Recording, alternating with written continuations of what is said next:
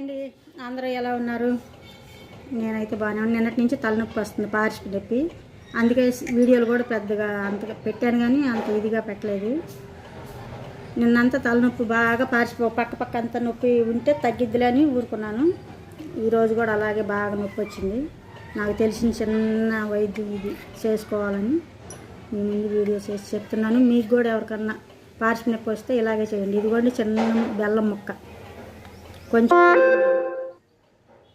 నెయ్యి కరగబెట్టింది ఉంటుంది కదా, ఆ నెయ్యి ఈ బెల్లం రెండు బాగా కలపాలన్నమాట. ఇలా కలుపుకొని తింటే ఈ పార్శ్వ నొప్పి అనేది తగ్గిద్ది.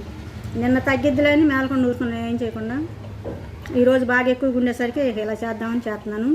మునుపు కూడా ఇలాగే వస్తే నాకు ఇలాగే చేస్తే తగ్గింది. ఇట్లా 2-3 రోజులు తింటే తగ్గిపోయిద్ది అనమాట, బెడలు వేసుకునే అవసరం లేకుండా.